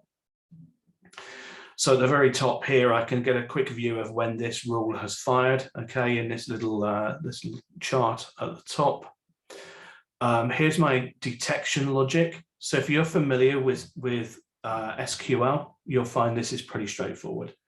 So I'm simply saying that the metadata vendor is CrowdStrike, okay, the product is Falcon, and I'm looking for this specific device event ID. If you're not familiar with SQL, hey, that's not a problem. You know, as I come in here and I start to type in some of these values, it'll give me a drop-down list of available fields to put in. Okay, so I don't need to be a guru in SQL query language or whatever. Here is what I'm going to get it to detect against. So I'm looking for this to trigger on the IP address or the username. Here are my typical information. What do I want to give the name of this signal? What do I want to populate in the description? And what kind of severity level? And I can either go with dynamic, which means it'll take whatever severity CrowdStrike assigns and pass that through direct. Or I can come in and set this as a constant severity level, and then I can assign it manually here as well. Okay. We talked a bit about the MITRE attack framework. So again, I have the option here to add specific tactic and techniques. If I come in, you'll see the drop-down list here of all of the tactics. Okay, so if I chose something like exfiltration, I can then come down and choose an appropriate technique to go with it as well. Okay, whatever that might be.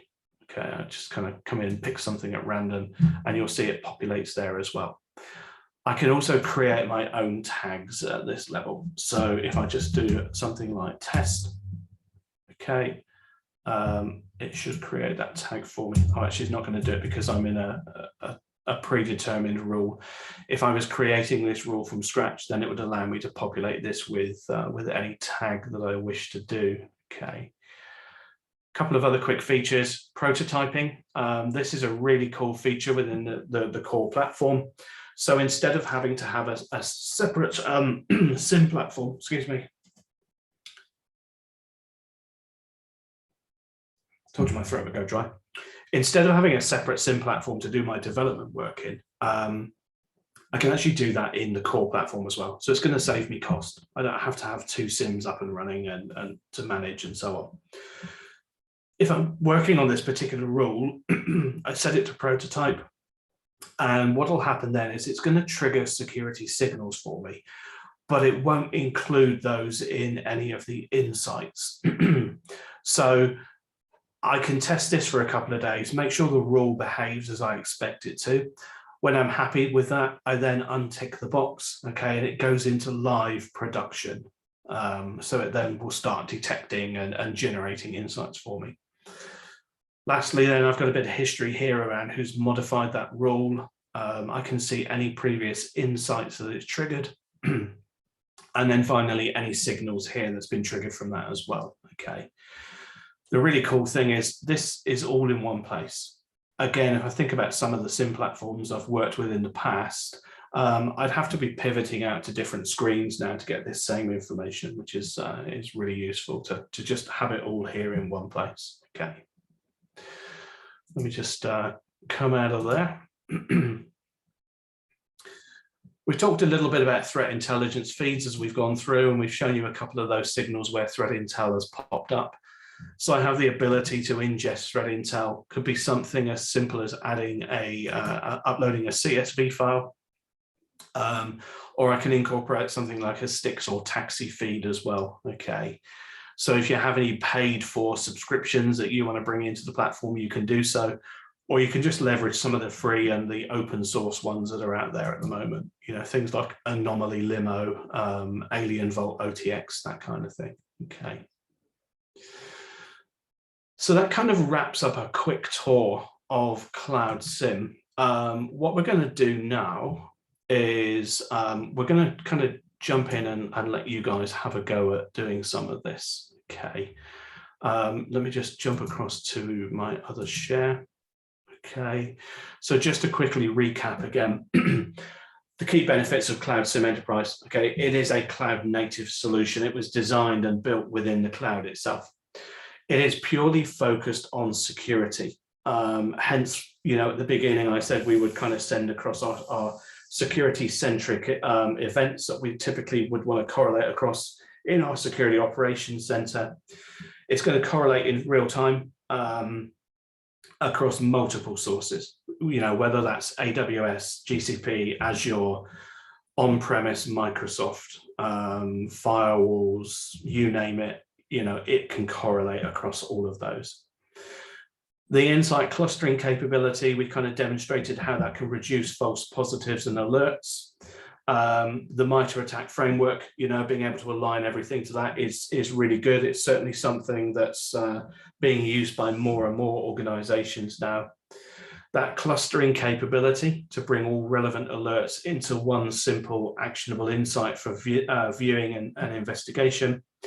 And then finally, that kind of heads up display, you know, that simplicity view to be able to give me that picture of what's going on. Okay. So with that, I'm going to skip through this actually. I mean, this is just kind of demonstrating how you can go from, this was a customer example. We went from 10 billion records ingested over 45 days. Essentially, it came down that there were 15 false positives and 65 true incidents out of the 175 insights that were generated. Okay. So we averaged somewhere around a false positive rate of about 9%. That's completely the opposite to other SIM platforms. You know, they commonly have false positive rates around about 90%. So there's quite a distinct difference in the way we work versus other vendors. Before we jump in, I want to talk you through the data pipeline. I did kind of mention a little bit around the record side at the top, where we talked about how we enrich those coming in. So we start off with collection, and if you remember, Suresh showed you that slide, you know, about the different collection methods we have. So they get ingested into the platform, which then creates those events or messages. When they come across into Cloud SIM, they get passed through a series of ingest mappers, okay? And those mappers do parsing, they do the mapping, and then they do the enrichment to create that record. Those records are then passed across the rules engine. We get the entity extraction when the signals are created. And then finally, those signals are correlated and clustered together into those insights to give me those actionable security investigations that we went through. Okay. And that's pretty much that bit. Okay, here's the fun part. So what I want to get you guys to do, let me just copy that URL, bear with me 2 seconds. I'm going to paste this into the chat window. Okay, so there's the URL. And hopefully you guys can still see my screen. Hang on, no, it's paused it. Let me just get rid of that one. Sorry, there we go, back to it again. Okay, yeah, so if you click on that, that link I've just popped into the chat window there, okay. For the username, it is going to be training plus analyst. And then if you guys can just put any 3 random numbers in there. What it might be worth doing is if each of you picks a 3-digit number and just puts that into the chat window, it just makes sure that we don't double up on anybody using the same number. Okay, so I'll give you a couple of seconds to go through and do that. And then you can also see the password on screen there as well. Okay, so I'll give you a couple of seconds just to go through and get those bits set up.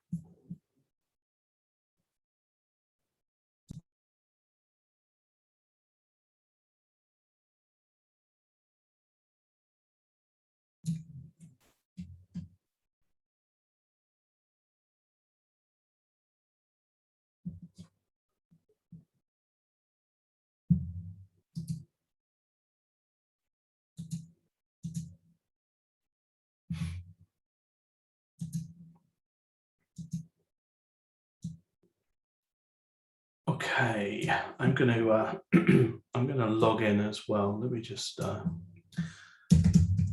my login details there, and I am going to use the number 419. There you go. I'll pop that into the chat window so that nobody else uses that one. And the password is August capital A 21 exclamation mark. Well done, Anir, for picking 007. That's a fast choice.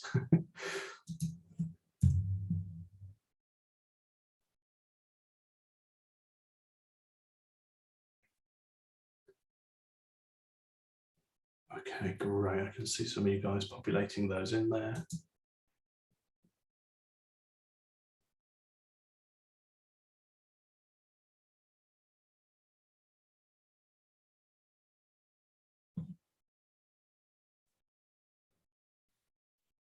Okay, anybody not at the login screen yet? You guys are all okay? If you're having any issues, just pop a message into the chat window there and we'll help you with it.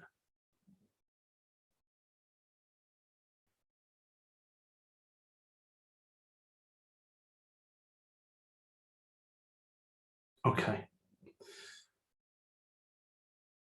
I'll leave those details on the screen there for a second. Let me just flick across to my other screen because I just need you guys to change a setting while you're there. It'll stop the session timing out whilst you're in, that's all. So if you can, so if you're logged into the core platform itself, okay, if you can click on the username down the bottom, so it'll be your training analyst and whatever your 3-digit number is. And then click on preferences. And that should bring you to the screen that you can see here on the share, okay. If you can come down to the setting where it says web session timeout, and in the drop-down box, just set that to 1 day, it'll be fine, okay. And then click on save.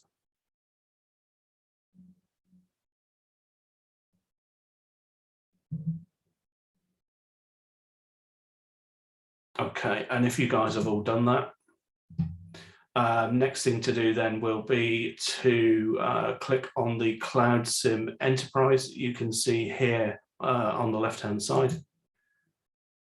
And then that should take you through then to that Cloud SIM screen, okay.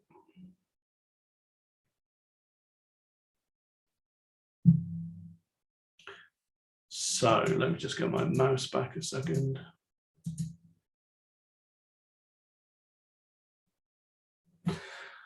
Okay, let me just change my share once again. There's lots of flicking between different screens tonight. Okay, cool. All right, so what we're going to do is we're going to take a look at an insight, and I will kind of guide you through this first insight. So if you guys want to follow me on your instances of Cloud SIM that you've got there, okay. So what we're going to do is we're going to go and have a look at an insight called persistence with initial access. Okay, so if you click on the Insights tab for me at the top, should take you there into the insight window. One thing I will note is that you're all on a shared platform. So if I started to move something around in here, okay, it should also update and reflect on your screen. So just something to be aware of. You know, we're all in on the same platform here at the moment. It's not like it's a dedicated instance for each person. So some of the things might look a little bit different as we go through. But we should be able to follow it, no problem. Okay, so yeah, what we're looking for is persistence with initial access. Okay, that's this second one listed here, should be Insight 274. So if you guys want to click on that one.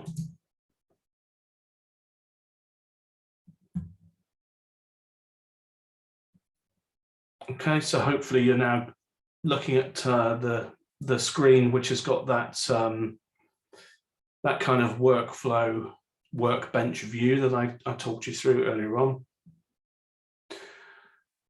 So the first thing we're going to do is to change the status to in progress. Okay, so on that left-hand panel, that's where you're going to come in. You click on the drop down under status, okay, and then set that to in progress. It might be a case that it'll show in progress for you when you go in there. Again, that's because of that kind of shared environment, okay. So next thing we're going to do is we're going to start having a look through these signals. And let me just go on to my next screen here and kind of talk you through. Sorry, that's on the previous slide. I'm sorry, we can do that here. So the duration time is actually listed over here on this left-hand side, dwell time.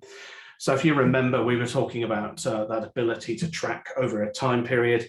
So what this essentially is saying is from the time this first threat intel signal was generated on the screen to the last one that's part of this cluster, that's taken a day, okay, to actually generate that particular insight. Just try and get my mouse back. There we go. Okay, so as you scroll down through, what you should hopefully be seeing on the screen in front of you is the first signal showing as that threat intel device IP matched for a file hash, okay. You can see that that's got a severity score of 3 points. The second one is my user received an email with a phishing link, okay, and that has a severity score of 4 points.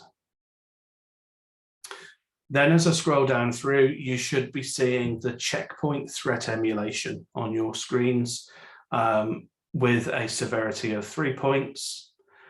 And then finally, as you guys scroll to the bottom, okay, you'll find that CrowdStrike detection summary event, and that should have a severity of 5 points.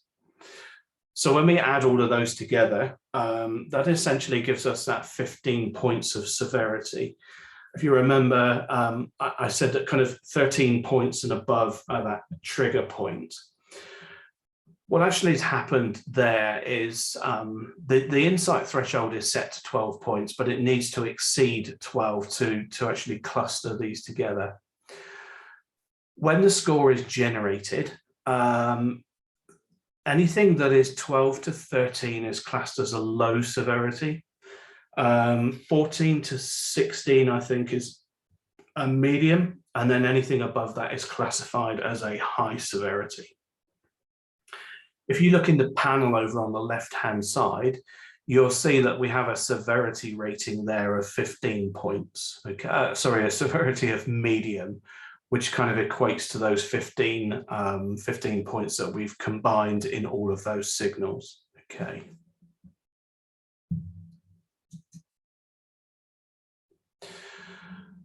So as I showed you on the demo, it's pretty easy now as an analyst to kind of come through and review these signals pretty quickly and come to a conclusion of what's happened. So again, going from that signal at the top, we've got a user that's received a phishing email. Then I've got a checkpoint detection alert saying that a malicious file is being allowed. Again, it's from that same IP address, the 192.168.38.102. Then I've got a CrowdStrike detection coming through there as well.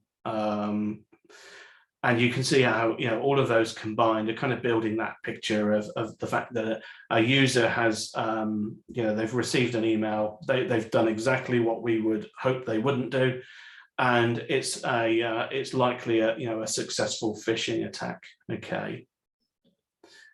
So now, as part of our actions, typically as an analyst, what would we do? Well, we might reach out to the user to give the user a little bit of education around clicking on emails with malicious links or whatever. The usual thing is that the user is probably going to come back and say, "Hey, sorry, I didn't do it on purpose."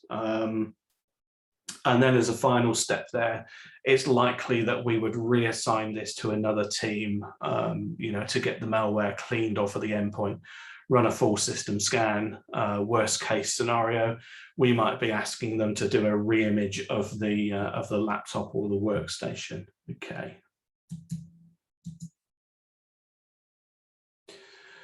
So again, if you look at the presentation that you've got on the screen here, hopefully you can see that as well. This is the kind of typical workflow. So the first one is picking the priority of the insight that's generated. My next step then is examining each signal that's part of that cluster. Okay, then my next step then is to make a conclusion based on the signal.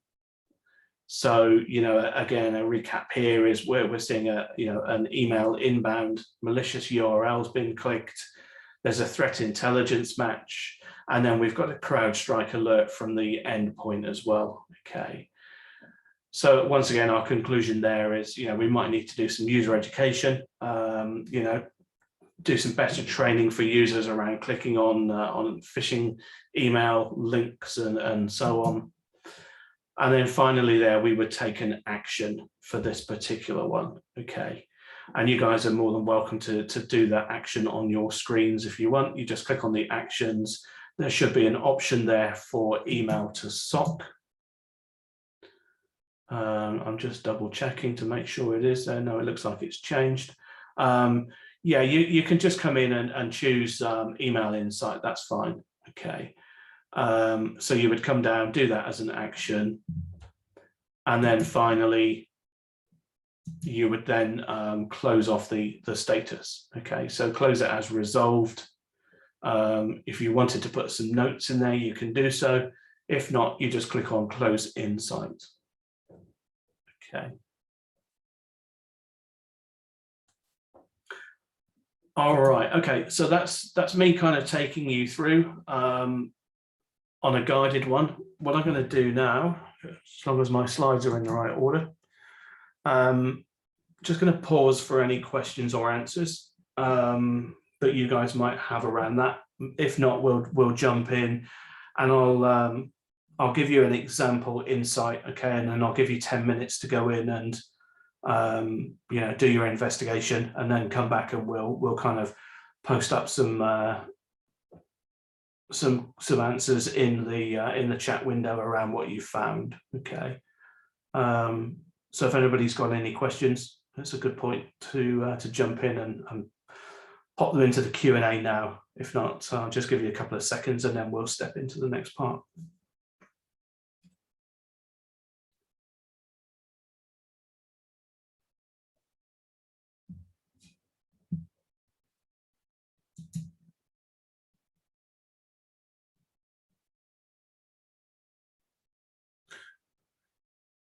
Okay, no questions, that's great. All righty. So what I want you guys to do is, if you can go back to your insights screen, okay? So just click on the insights tab at the very top. And the one that we're going to be investigating is called exfiltration with command and control. Okay. So if you kind of roughly find where that one is in there at the moment, I can see, looking at my screen, it's called insight number 272. Okay. So if you get ready to do that one, let me just come on to the next screen. Here's the workflow process. Okay, so what I'll get you guys to do is to, to start off with that investigation, go through that workflow. So examine each of the signals, make a conclusion based on the signal. So what does the first signal tell you? What does the second signal tell you? What does the third one tell you? And then what's your conclusion on the particular insight itself? Okay. And then from that, you can take your actions and update the status. Okay. I'm going to give you guys 10 minutes to go through and investigate that on your own. So I'm going to start this little timer here in the window. I'm going to go on mute for 10 minutes. If you've got any questions, you're not sure about anything, please feel free to pop it up into that Q&A window. Okay. And then we'll come back in 10 minutes and find out how you got on. And there we go. 10 minutes starting now.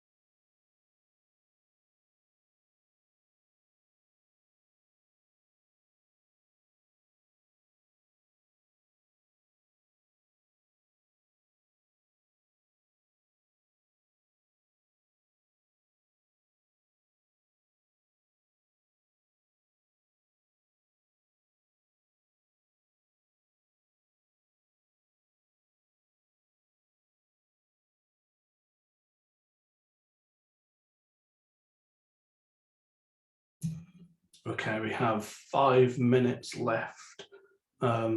If any of you guys have kind of wrapped up your investigation bit, feel free to go in and have a bit of a poke around in the platform for the remaining 5 minutes.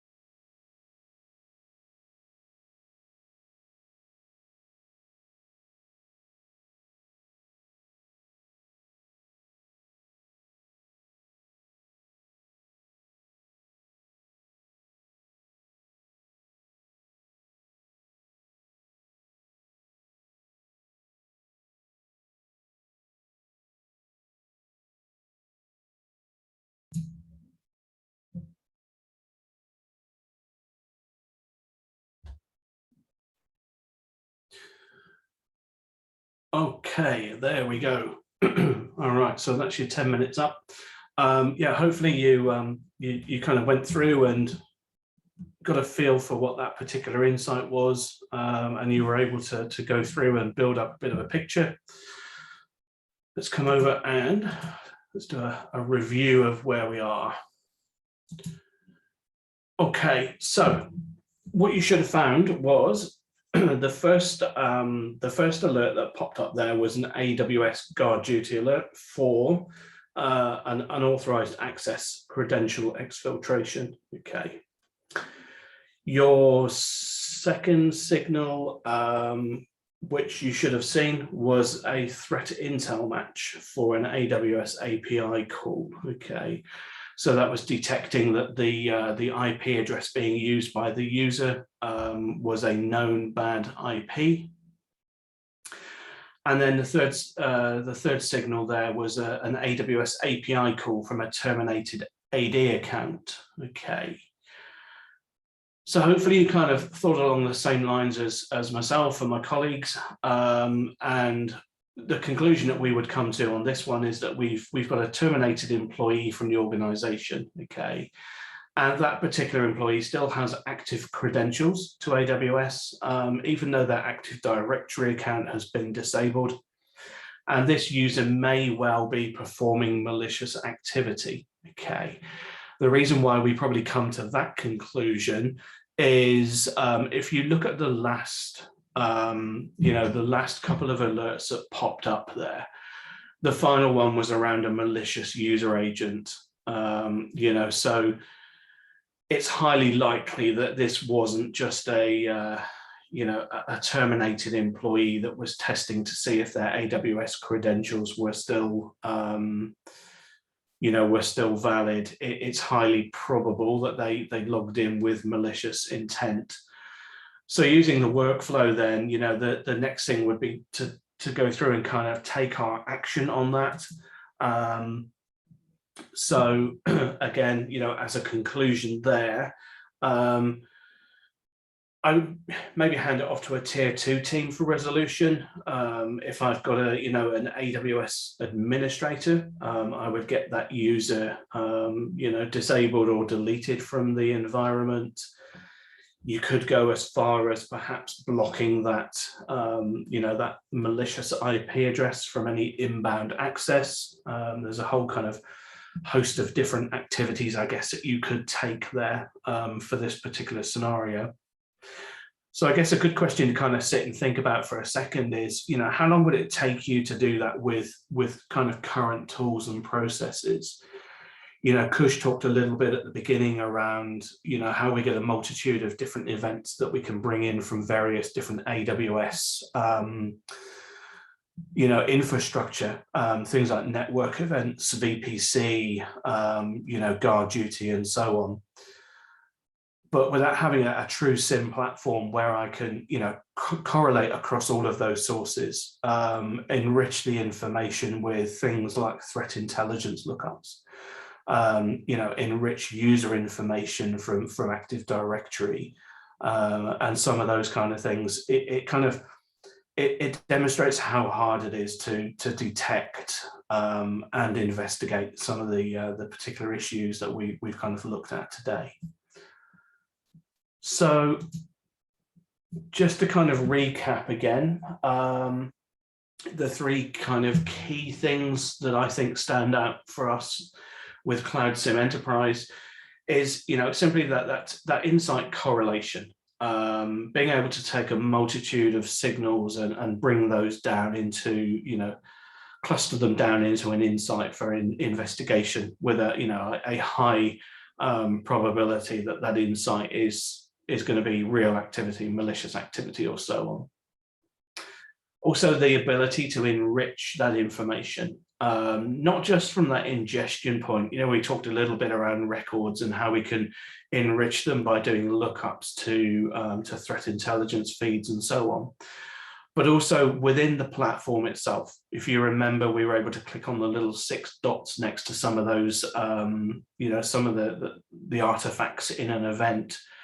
and then be able to do extensive searching or pivot out to another website and be able to bring in that additional context that way.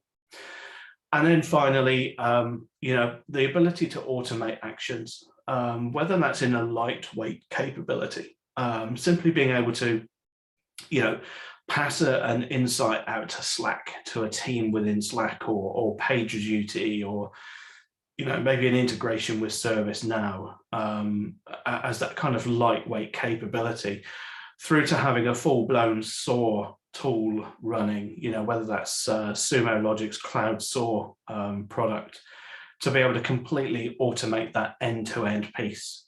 So not only now have I been able to automate the investigation phase by bringing all relevant signals together, but also I can automate the action. I can perform a scan or a quarantine of an endpoint. I can force a password reset for a user, that kind of thing. Okay, so those are some of the key things for Cloud SIEM Enterprise. And that kind of wraps it up. I know we finished earlier than the published time that we gave you. I'm more than happy to answer any questions that you might have. Please feel free to post them into the Q&A window. I'm happy to give you guys, a few minutes to post anything up if you have anything. Failing that, thank you very much for your time. It's been really enjoyable to talk to you today. And I hope you enjoyed the presentations from both my friends and colleagues over there in AWS, Kush, and also from all of us here at Sumo Logic. So once again, thank you very much for your time. And I might just hand back to Justin, actually, just to give you a couple of bits of information about any next steps that you might want to take. But again, thank you for your time.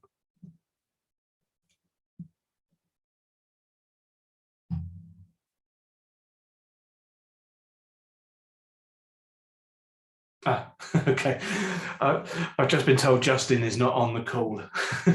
That's my bad for not checking, first of all. Okay, so what I will say is, if you have any further interest in the product, then please do reach out to us. Alternatively, you can go to the Sumo Logic website. All of the information for our products is listed there.